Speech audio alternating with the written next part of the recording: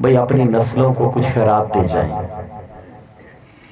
ہمارے عمل تو جیسے بھی ہیں، کم از کم ایک چیز ایسی دے جائیں کہ جس چیز سے ان کے شب و روز سنور جائیں، ان کی زندگی سنور جائیں.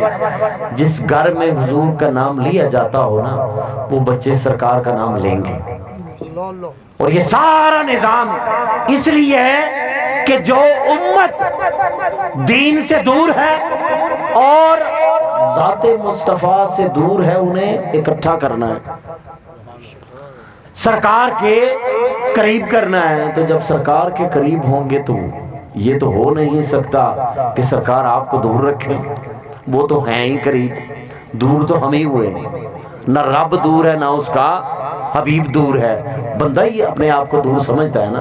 رب تو کہتا ہے نحن اقرب الیہ من حبل الورید، میں تو تمہاری شارک سے بھی زیادہ قریب ہوں. لیکن اگر بندہ قریب سمجھے نا تو پھر گناہ نہیں ہوتا، پھر بے حیائی نہیں ہوتی، پھر کسی کا حق مارا نہیں جاتا، پھر جھوٹ نہیں بولا جاتا، دل نہیں دکھایا جاتا، کیونکہ وہ تو شارک سے قریب ہے. بندے کو حیا آتی ہے. اور جب سارا دن یہ آیتیں پڑھتے رہیں اور سارا دن کم تولتے رہیں، سارا دن ملاوٹ کرتے رہیں، سب کچھ کرتے رہیں، اور جیسے ابھی انہوں نے شعر پڑھا ہے نا، میلاد کے صدقے ایک دن اگر دودھ میں پانی ملانا چھوڑ دے، لیکن ہم نے یہ کام نہیں کرنا، ہم نے یہ کام نہیں کرنا. دین اپنی جگہ پہ، دین مسجد کے اندر، کاروبار اپنی جگہ، دین اپنی جگہ، لوٹ مار اپنی جگہ، دین اپنی جگہ. رشوت لے کے بھی ہم نے عمرے کرنے، حج کرنے، غلط کام بھی کرنے، ٹھیک ہے نا. ہاتھ میں تسبیح ہے، نماز بھی ہے، روزہ بھی ہے، سارا کچھ ہے، لیکن اس کے ساتھ ساتھ ہم نے اپنی حرکتیں نہیں چھوڑنی. نور اندر کیسے پیدا ہوگا، سکون کیسے آئے گا، قرار کیسے آئے گا، جب اندر کچھ ہے باہر کچھ ہے. من ہور پاسے، من کا ہور پاسے. تو بات یہ ہے کہ من جدھر ہو، من کا بھی ادھر ہو. من ہور پاسے، من کا ہور پاسے. اور دیکھیں بس آخری پیغام میں، وقت زیادہ ہو چکا ہے. اب دیکھیں اتنے لوگ ماشاءاللہ، ہم میلاد کی محفلوں میں بڑے لوگ اکٹھے ہو جاتے ہیں. مسجد میں کبھی نماز کے وقت ہمیں ایک صف نہیں پوری ہوتی ہماری. ہیں ہم بہت بڑے عاشق رسول، ہمارا عشق اتنا عروج پہ ہے کہ جناب اپنی حدوں کو کراس کر رہا ہے. ایسے ہی ہے نا. عشق مصطفیٰ کا پہلا تقاضا کیا ہے کہ سرکار کا جو حکم ہے وہ مانے. نعرے لگانے سے تو حکم نہیں مانا جاتا. آپ کے بچوں کو وضو نہیں، بچوں کو تو چھوڑیں، خود نہیں وضو کرنا آتا. بچوں کو تب سکھائیں گے جب خود کرنا آئے گا. اور وضو کرنا نہیں سیکھا، جھوٹ بولنا سیکھا، چکر دینا سیکھا، اور ہر وہ چیز سیکھی جس کی ضرورت نہیں تھی، اور جس کی ضرورت یہاں پہ بھی ہے، تہہ مزار بھی ہے، میدان محشر میں بھی ہے، اسے نہیں سیکھا. تو خدا را آپ سے درخواست ہے، ریکویسٹ ہے کہ دیکھیں میلاد کا مزہ نہیں رہتا نمازی ہو کے، باوضو ہو کے، اتباع کر کے، شریعت پہ عمل کرتے ہوئے پھر حضور کا میلاد منایا جائے، پھر آقا پر درود پڑھا جائے. اس سے جو کیف، جو سرور ملتا ہے، اندر تک ٹھنڈک جاتی ہے، اور بندہ رہے نا فرمانی میں. ادھر سے آئے آواز حی علی الصلاۃ، حی علی الفلاح، آؤ نماز کی جانب، آؤ کامیابی کی جانب. اور ہمیں کامیابی اپنی دکان میں نظر آئے، ہمیں کامیابی اپنے دفتر میں نظر آئے، ہمیں کامیابی دوسروں کو چکر دینے میں نظر آئے. تو پھر یہ کمکمیں کبھی اندر لگا کے دیکھو، اندر بھی لائٹیں لگا کے دیکھو.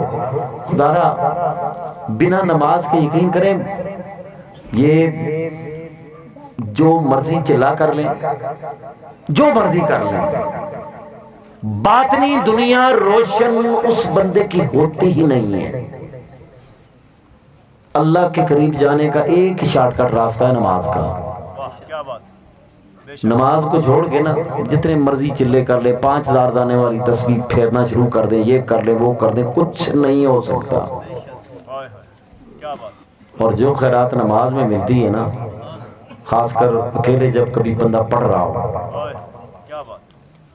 اکیلے خلوت میں تنہائی میں، جب کوئی قریب بھی نہ ہو، کوئی پاس بھی نہ ہو، سارے سوئے ہوں، رات کی تاریکی ہو، اندھیرا ہو، اور اس وقت بندہ حالت سجدہ میں ہو اور پھر رب کو پکارے، سبحان ربی الاعلیٰ، اے باری تعالیٰ تو اعلیٰ ہے، تو سب سے بڑا ہے، تو کرم والا ہے، تو عطا والا ہے، میں خطا والا ہوں، تو مصطفیٰ والا ہے، تو مرتضیٰ والا ہے، باری تعالیٰ میں ناقص، میں کمیوں والا، میں خطا کار، مولا میں قبول کرتا ہوں مجھ میں کمیاں ہیں، مجھے میرے اتنے گناہ ہیں میں گن نہیں سکتا، لیکن مولا تو اتنا مہربان ہے کہ میں یہ بھی گن نہیں سکتا، تو میرے بے گمان سے بھی بڑھ کر رحمان اور رحیم ہے۔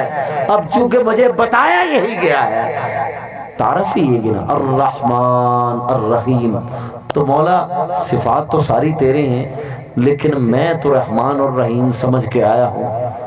تو یقین کریں اس حالت میں جو نور ملتا ہے نا بندے کو، جو مزہ آتا ہے، جو کیف اور جو سرور ملتا ہے نا، اور پھر یقین کریں مصلی پہ بیٹھ کے مانگیں، اور